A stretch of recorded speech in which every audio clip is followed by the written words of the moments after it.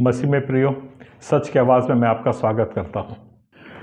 दोस्तों, तरन तारण पंजाब में अभी चर्च में एक हमला हुआ है जिसमें 150 से 200 लोगों ने तलवार लेकर के उस पर हमला किया। हमला करके और फिर मारा काटी हुई, पर शुक्र है खुदा का कि उसमें कोई घायल नहीं हुआ है और जला दिया गया है।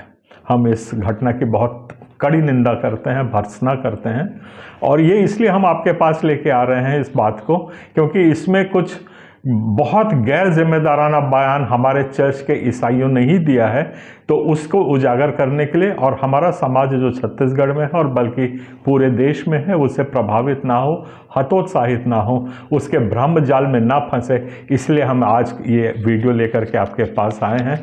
मेरी बातों को थोड़ा ध्यान से सुनिएगा कि वहाँ पे तरन तारण पंजाब में करीब जो चर्च पर हमला हुआ है उससे वहाँ के लोग बहुत घबराए हुए हैं, सताव में हैं, पीड़ित हैं, दुखी हैं और डरे हुए हैं। ऐसे में हमारा पूरा समर्थन, पूरा सपोर्ट हमारा प्रार्थना से और कैसी भी जो ज़रूरत हो हमारे उन मसीही भाइयों के लिए है जो आज पंजाब में दुख की घड़ी को झेल रहे हैं।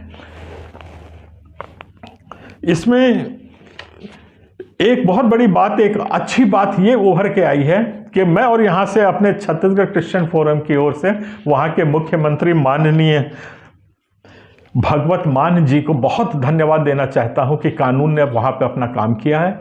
वहां पे FIR रजिस्टर हुई और 150 लोग जो आपराधिक तत्व के थे जो चर्च में घुसे थे उनको नामजद किया गया है। ये बहुत उत्साहपूर्वक, उत्साहवर्धन काम किया है जिसमें संविधान को सर्वोच्च स्थान देते हुए और कानून का ने अपना काम किया है। उसके लिए मैं अवश्य ही हमारे मुख्यमंत्री जी पंजाब के हमारे धन्यवाद के पात्र हैं। उनको मैं अपना धन्यवाद यहाँ से प्रेषित करता हूँ। कानून काम कर रहा है, ये एक अच्छी बात है। अब उस हमले से हमारे छत्तीसगढ़ में ये हुआ है कि बहुत भ्रम की स्थिति पैदा हो रही है। वहाँ पे कुछ लोग अपने आप को बड़ा ईसाई बन करके अभी बीच में अपने आप को प्रदर्शित किए हैं, सामने आए हैं। कोई एक एक स्वयंभू बिशप हैं जो अपने आप को बिशप कह रहे हैं। फिर एक महिला है, पता नहीं वो किस खेत की मूली है, जो उसका नाम मधुलिका जॉयस करके है, वो जो आई है और उसने जाकर के जो हमारे समाज के ही विरुद्ध अपने आप को ईसाई बोलती है और ऐसी भ्रामक सूचनाएं दी हैं जो हमको यहाँ छत्तीसगढ़ में प्रभावित कर रही हैं।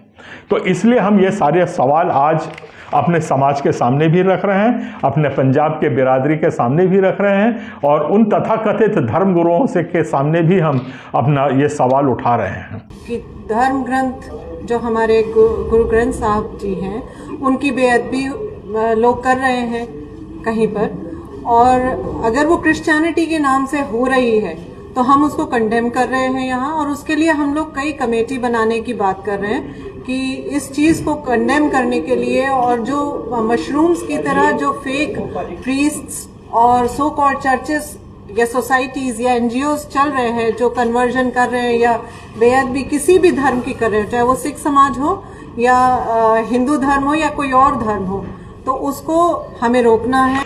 मैं ये पूछना चाहता हूं कि मधुलिका जॉयस, आप किस खेत की मूली हैं? किस अधिकार से आपने आज समाज को बोलने का आपको अधिकार दिया है जिसमें आप पूरे हमारे 4000 डिनोमिनेशन से उनके बिहाफ पे, उनके प्रति आप बोलेंगी करके?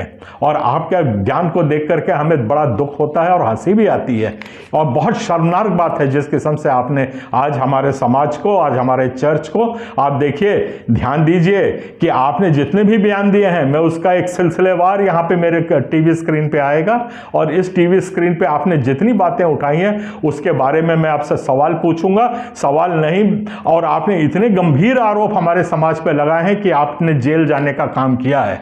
हम लोग नॉर्मली अपने भाइयों और अपने बहनों ईसाइयों के भाइयों से नहीं लड़ते हैं, पर इस किस्म से अगर हमारे समाज को नुकसान पहुंचाया जाएगा तो मैं बहुत दुख के साथ कहता हूं कि हम कोई भी कदम उठाने से पीछे नहीं हटेंगे।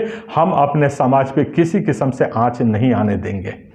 और ये बहुत संगीन क्राइम है जो कि चर्चेस के नाम पे हो रहा है जगह जगह। जो इलीगल चर्चेस हैं वो बंद किए जाएं और एक जो लीगल चर्चेस हैं जिसमें Anglican church, Roman Catholic church और स्कॉटलैंड चर्च, ये 3 चर्चेस इंडियन चर्च एक्ट या क्रिश्चियन लॉ में आते हैं। ये लीगली और कॉन्स्टिट्यूशनली अप्रूव्ड है गवर्नमेंट ऑफ इंडिया से। ये 3 ही चर्च जो हैं वो चल सकते हैं। प्रेस्बिटेरियन चर्चेस और जितने भी प्रोटेस्टेंट चर्चेस हैं, they should come under the umbrellaship of Anglican church. They should not go beyond the constitution, canon and rules and disgrace the Christian law and the Christianity, saying that they are Christian, they are not. सबसे पहली बात मैं कहता हूं, ये Anglican church Anglican church Anglican church बोल रही हैं। मैं छत्तीसगढ़ के मेरे जितने भाइयों हों और जितने हमारे 400 चर्च है और 25,000 जो हमारे छत्तीसगढ़ फोरम के सदस्य हैं, मेरी बात को थोड़ा बहुत ध्यान से सुनिएगा। और पंजाब में भी जो मेरे भाई बैठे हुए हैं वो लोग भी इस बात को बहुत ध्यान से सुनिएगा। एंग्लिकन चर्च नाम की आज अस्तित्व में कोई चर्च नहीं है। और मैं जो बात करता हूं तथ्यों से करता हूं और वो तथ्य आपके सामने पेश कर रहा हूं। और ये महिला ने बार बार इंडियन चर्च एक्ट का हवाला देकर के उसकी शरण में जाने की कोशिश की है। मधुलिका जॉयस जी, आप हमको ये बताइए कि ये एंग्लिकन शब्द का मतलब क्या होता है। एंग्लिकन वो होता है जो अंग्रेज नस्ल का होता है, उसको एंग्लिकन कहा जाता है। और जब हमारे अंग्रेज लोग यहाँ पे थे तब उन लोगों ने एंग्लिकन चर्च की यहाँ पे स्थापना की थी। वो भी जो बिशप ऑफ कैंटरबरी था, जो वहाँ का चर्च ऑफ इंग्लैंड है, चर्च ऑफ इंग्लैंड पहले यहाँ पे संचालित किया करता था हमारे चर्च के कार्यकलापों को। ध्यान दीजिएगा, धर्म को नहीं, सिर्फ कार्यों को। चर्च ऑफ इंग्लैंड यहाँ पे संचालित करता था और बिशप ऑफ कैंटरबरी थे जिनके अधीन में यहाँ के सारी मसीहत के वो पैसों की फंडिंग का, काम का, एडमिनिस्ट्रेशन का काम हुआ करता था। वहाँ से काम सुचारू रूप से नहीं चलने के कारण सन 1927 में अंग्रेजों ने एक यहाँ पे इंडियन चर्च एक्ट करके एक कानून लेके आए थे, जिसके अंदर धर्म नहीं, सिर्फ उसके संचालन का, फंडिंग का, ट्रांसफर्स का, पादरी को कैसे रखेंगे, कब जाएंगे, वो अनुपालन कैसे करेंगे धर्म के लिए, उसके लिए 1927 में ये एक्ट बन करके आई थी। और मेरे भाइयों, आप लोगों को मैं ये जानकारी देता हूं कि जब हम आज़ाद हुए 1947 में तो ये सारे एक्ट्स रिपील हो गए। मधुलिका जॉयस इनका नाम है। वो रिपील का मतलब समझती हैं कि नहीं समझती हैं, पर जब हम आज़ाद हुए तो हमारे 200 कानून जो ब्रिटिश सरकार लेके आई थी वो सब विलुप्त हो गए, समाप्त कर दिए गए। ये मैं कागज में दिखा रहा हूं जिसमें कि इंडियन चर्चेज एक्ट नंबर पे है। इसको मैं स्क्रीन पे आपको और भी दिखाया जाएगा, जिसमें ये सारे कानून 1947 में समाप्त हो गए हैं। तो आज आप कौन से चर्च और कौन से चर्च एक्ट की बात कर रही हैं, हमारे समझ से परे हैं। आप बहुत भ्रम की स्थिति में हमारे समाज को डाल रही हैं। हमारे समाज के विरुद्ध आप एक नफरत पैदा कर रही हैं। हम लोग जैसे तैसे लड़ झगड़ कर यहाँ पे कैसे भी अपने इस मसीहत के सम्मान को बचाने की और स्थापित करने की कोशिश कर रहे हैं। आपने बहुत शर्मनाक बयान दिया हुआ है। मैंने आपको एंग्लिकन चर्च की हिस्ट्री बताई और जब 1947 में सारे एक्ट्स रिपील हो गए थे तो उसके बाद जितने नॉर्थ इंडिया में चर्चेस थे वो चर्च ऑफ नॉर्थ इंडिया और चर्च ऑफ साउथ इंडिया के बने। 1970 में हमारा चर्च ऑफ नॉर्थ इंडिया आए जिसमें एंग्लिकन सब आए थे।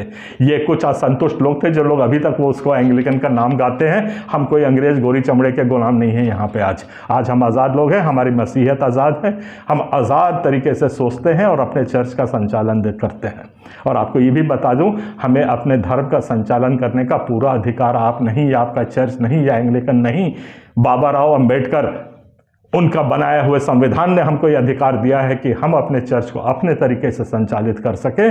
उसके तहत कोई भी व्यक्ति अपने धर्म को, अपने चर्च को जिस भी तरीके से चलाना चाहता है चला सकता है। आप अड़ंगा मार रही हैं कॉन्स्टिट्यूशनल प्रोविजंस के लिए। ये जो आप काम कर रही हैं ये राजद्रोह का मामला बनता है। इसके ऊपर आप हमारे संविधान के विरुद्ध कहां से बयान दे रही हैं, कैसे कोशिश कर रही हैं भड़का के समाजों को आपस में लड़ाने की आप कोशिश कर रही हैं। बहुत दुख की बात है। मैंने आपको रिपील बताया और हमें जो शक्ति मिलती है अपने धर्म करने की वो मैंने आपको बताया कि आर्टिकल 25 से मिलती है, उसी के तहत हम करते हैं। आप बार बार यहां पे कर रहे हैं इल्लीगल चर्चेस।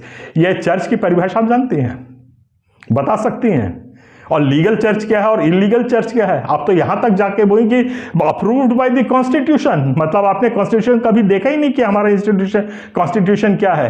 कॉन्स्टिट्यूशन किसी को अप्रूव या डिसअप्रूव नहीं करता है, वो हमारे मौलिक अधिकारों की एक पुस्तक है जिसमें हमारे मौलिक अधिकार दिए हुए हैं। वो कानून कैसे लागू होंगे उसके लिए एक्ट्स बनी हुई हैं, वो एक्ट्स कैसे जाके हम तक पहुंचेंगे उसके लिए रूल्स बने हुए हैं, कोर्ट है, कचहरी। आप ये पूरे सिस्टम को नकार के इलीगल चर्चेस बोल रही हैं। What is an illegal church, can you please define. आप बता सकते हैं कि इलीगलिटी क्या है उस चर्च में।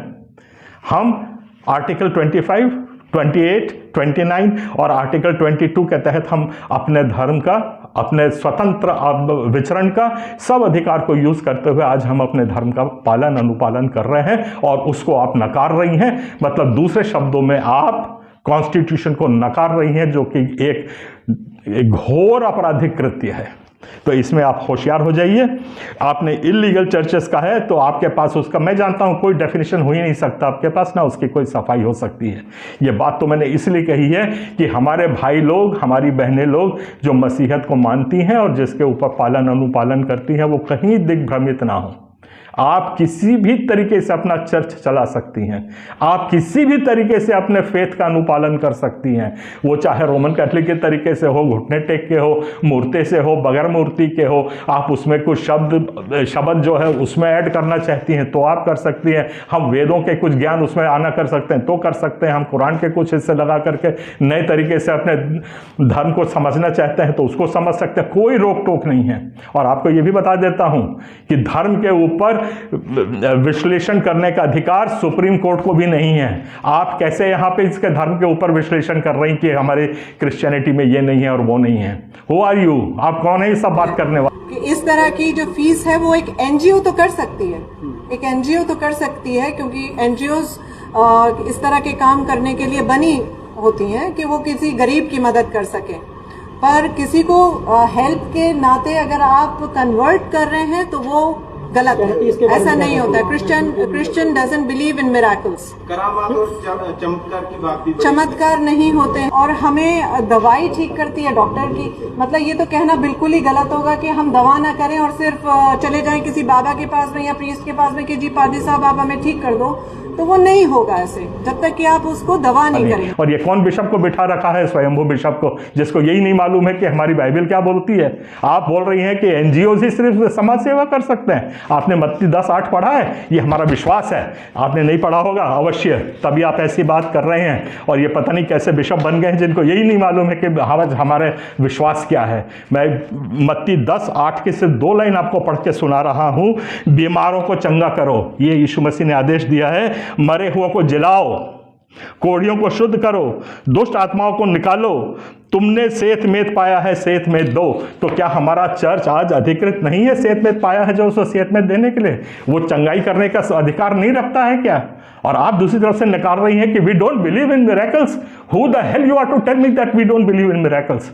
यीशु मसीह ने मिरेकल नहीं किए थे? We believe in miracles. हमारी बाइबल पूरे मिरेकल से भरी हुई है, आश्चर्य कर्म होते आए हैं।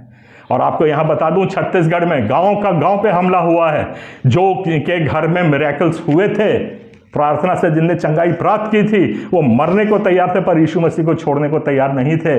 ये होता है विश्वास, ये होता है धर्म। और आप यहाँ पे हमको पाठ पढ़ा रहे हैं कि हम मिरेकल्स पे विश्वास नहीं करते, चंगाई नहीं होती है, ये नहीं होती है। बहुत दुख की बात है कि बगैर आप उसको जाने हुए, बगैर समझे हुए चर्च को, बगैर जाने हुए समझे हुए हमारे विश्वास को आप ऐसी टिप्पणी कर रहे हैं। आप समाजों को आपस में लड़ा रही हैं। बिशप साहब, आप थोड़ा अपना ये चोगा पहनने से विश्वास नहीं बन जाते हैं। आपको भी ये चेतावनी है, आप धर्म का विश्लेषण कृपया ना करें, क्योंकि सुप्रीम कोर्ट के पास भी अधिकार नहीं है। घर में आप अपने चर्च में कुछ भी करिए, पब्लिक स्पेस में बहुत होशियार रहिए। You are not authorised, you are not authorized constitutionally, you are not authorized to speak on the matters of our faith। आप समझ रहे हैं मेरी बात को?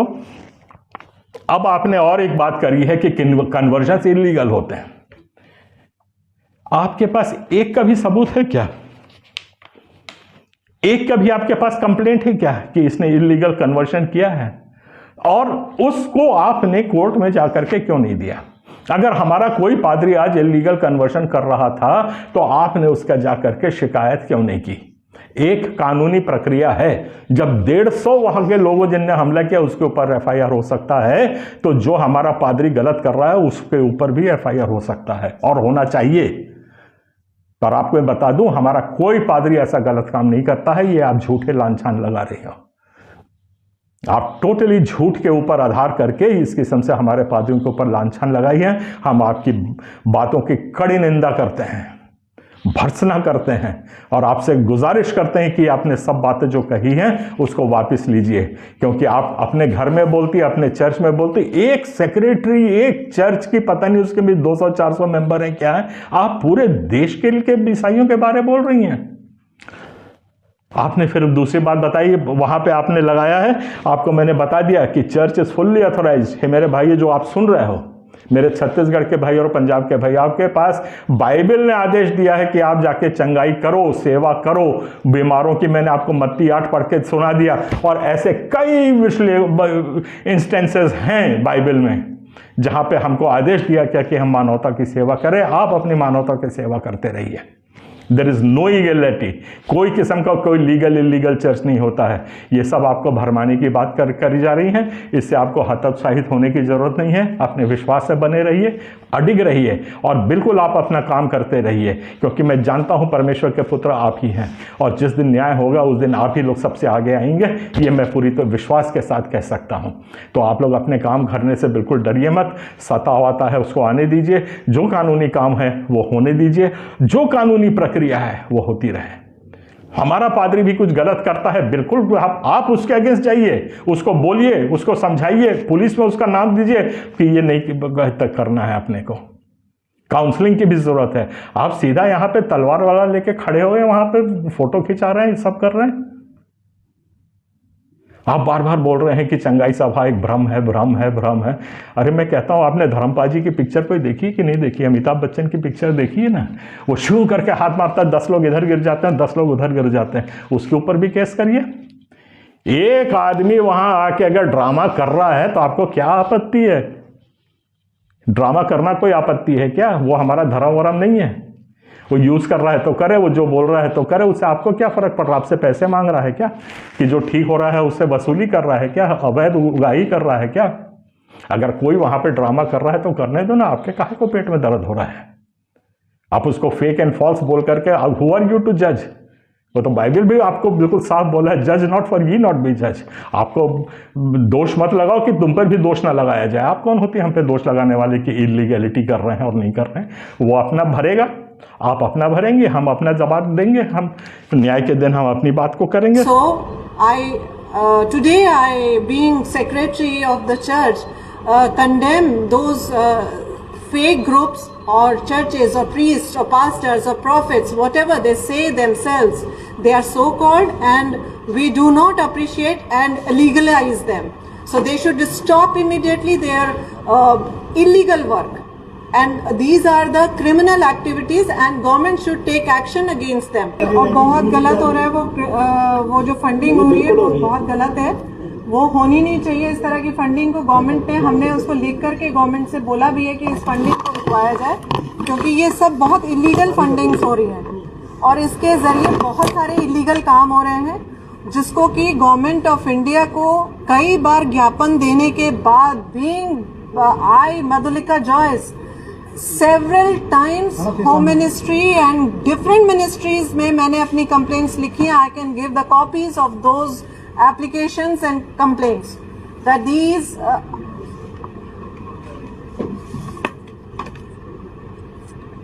these people just gathering the mass, nothing else. और उस mass को इकट्ठा करके वो क्या कराना चाहते हैं क्रिश्चियनिटी के अगेंस्ट या हमारे देश के खिलाफ, इसके लिए गवर्नमेंट को जागना चाहिए। मैं तो कहती हूँ कि गवर्नमेंट इस समय सिर्फ एक मूक दर्शक की तरह बैठी है। इलीगल फंडिंग्स की बात करके आपने हमारे समाज को एक कटघरे में आज खड़ा कर दिया है। आपको थोड़े से ज्ञान के लिए और बाकी लोगों के जानकारी के लिए मैं बताना चाहता हूं कि हमारे चर्चों में आज कहीं से भी कोई फंडिंग नहीं हो रही है। FCRA के अकाउंट्स हमारे 1962 से बंद हो चुके हैं, इंदिरा गांधी के समय से। गिने चुने 2, 4, 6 सब मिला के करीब 3% हमारे फॉरेन फंडिंग FCRA हो रहे हैं। और अगर आपने FCRA का कभी यूज किया है तो आपको मालूम है कि कितनी कड़ाई से उसकी निगरानी होती है। आप आरोप लगा रहे हैं कि धर्मांतरण के लिए वो पैसे लगा रहे हैं, आप सोच सकते हैं कि उसका क्या इफेक्ट होगा, मतलब what will be the cascading effect on all the communities right across the country. कुछ सोच समझ के बात किया करें। और आप बार बार बोल रहे हैं एंग्लिकन के छत्र में आ जाए। एंग्लिकन खुद आपका भी कोई जिसका अस्तित्व नहीं है। आप क्या कहना चाहते हैं क्योंकि 130 साल पुराना चर्च है इसलिए सब उसके नीचे चले जाएं?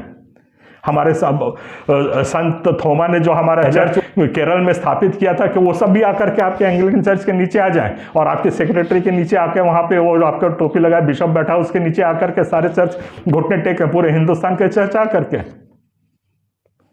कैसी बचकानी बातें करती हैं, बहुत शर्म आता है कि आप पता नहीं कहां से आपने बपतिस्मा लिया, कहां से ईसाई बनी है। और आपने एक शब्द और यूज किया है कि कॉन्स्टिट्यूशन लीगलाइजेस चर्चेस। कि ये थोड़ा भ्रम निकाल दीजिए और पब्लिक स्पेस में ऐसी उल्टी सीधी बातें ना करिए। ये तो आपके सब एक एक चीज का मैंने प्रतिकार किया है। अब दोस्तों अभी मैं आप लोगों को बड़े मार्मिक अपील है मेरी। आज हमारा समाज बहुत बुरी तरह से कटघरे में खड़ा हुआ है। हमले आज कहाँ नहीं हो रहे हैं। हमारे छत्तीसगढ़ में गिरी हालत में एक हमला रोज होता है। हर संडे को कम से कम 7-8 जगहों पे एक साथ हमले होते हैं। हम लड़ के ऊब गए हैं, हिम्मत पस्त हो गई है हमारी। पर हम जानते हैं कि हम सच्चाई पे खड़े, हम लड़ते रहेंगे। आप भी सच्चाई पे हो, खड़े रहिए। और ईसाई समाज शुरू से लेकर आज तक सच्चाई पे खड़ा रहा है। बार बार वहाँ पे यहाँ पे दुनिया भर में बात उठती है कि धर्मांतरण का विधेयक लाओ। अरे धर्मांतरण लाके आप लाओगे क्रिमिनल्स के लिए। 1950 से लेकर के आज तक 1956 में जब से पहला धर्मांतरण विधेयक बना उससे लेकर के आज तक कितने साल हो गए? 70 साल हो गए हैं ना। 70 सालों में आज तक एक भी पादरी को धर्मांतरण के आरोप में सजा पूरे हिंदुस्तान में नहीं हुई है। ये क्या दर्शाता है? यही दर्शाता है कि ईसाई लोग अपने देश के कानून का अनुपालन शब्द करते हैं, ईमानदारी से करते हैं। आज यही समाज है जो ईमानदारी के लिए जाना जाता है। एक ऐसा समय भी था कि ईसाई होते थे आप तो कोर्ट में आपको कसम नहीं खानी पड़ती थी बाइबल के ऊपर हाथ रख करके। हमारे उस वर्चस्व को गिराइए और ख़त्म करिए मत। मैं अपने बारे ही थोड़ा सा मैं परिचय दे देता हूं कि ये हमारा छत्तीसगढ़ क्रिश्चियन फोरम है। इसमें करीब 400 चर्च आते हैं और वही छोटे चर्च आते हैं जिनका कोई माई बाप नहीं रहता और जिनको जैसे ये जॉयस जैसे लोग अटैक करते हैं कि इनको बंद कर दो आपके, तो इन लोगों के लिए हम खड़े होते हैं। इनके ऊपर कहीं भी ताड़ना प्रताड़ना होती है, इनके लिए हमारा टीम तुरंत भागी जाती है। 400 किलोमीटर एक तरफ जाते हैं और दूसरी तरफ आते हैं, पर न्याय दिलाते हैं। और परमेश्वर का ऐसा फजल रहा है हम पर कि हर वक्त हमको न्याय की जीत मिली है। आज कानून सच्चाई का भूखा है, आपको भी जीत मिलेगी अगर हम कानून को जानेंगे और कानून का अनुपालन करेंगे। हम लोगों ने, ईसाई समाज ने संविधान पढ़ा ही नहीं, इसलिए आज के ऊपर आप पे ये वार पे वार हो रहे हैं। तो अपने सादा और दूसरी बात पे बता दूं, छत्तीसगढ़ पूरे हिंदुस्तान में ही एक ऐसा राज्य है जहां पे धर्मांतरण कानून भाजपा की सरकार होते हुए, भाजपा का गवर्नर होते हुए उसको लागू नहीं कर पाए। 25,000 लोग हम लोगों ने प्रदर्शन किया और उसके जो तर्क दिए उससे गवर्नर भी प्रभावित हुआ कि ना हमारे सोचने की शक्ति को नियंत्रित सरकार नहीं कर सकती, कोई कलेक्टर मेरे सोचने की शक्ति को नियंत्रित नहीं कर सकता। तो ये लोग भागे भागे गए थे प्रतिभा पाटिल उस वक्त। तो उस वक्त भी ये कानून आज तक छत्तीसगढ़ में नहीं लगा है। तो पहले सच्चाई को जानिए। बाइबल भी कहती सच्चाई को जानिए और सच्चाई आपको आज़ाद करेगी। सच्चाई सिर्फ बाइबल की भी नहीं है पर हमारे कॉन्स्टिट्यूशन की भी है, हमारे संविधान की भी सच्चाई है जिसको आपको जानना है। हमारे लायक कोई भी सेवा होगी वहाँ संगठित करने का, आगे लड़ाई लड़ने का। मेरे प्रिय अजीज़ों, मेरे भाइयों, मेरे बहनों, हम चाहते हैं कि हमारे किसी भी ईसाई भाई का, ईसाई बहन का, ईसाई बच्चे का, किसी भी चर्च का एक भी बाल बांका ना हो। इसके साथ मैं अपनी बातों को विराम देता हूँ। इस बातों को इतना बांटिए कि आज जागरूकता हमारे समाज में कोने कोने तक पहुँच जाए। सबको जय मसीह। हालेलुया।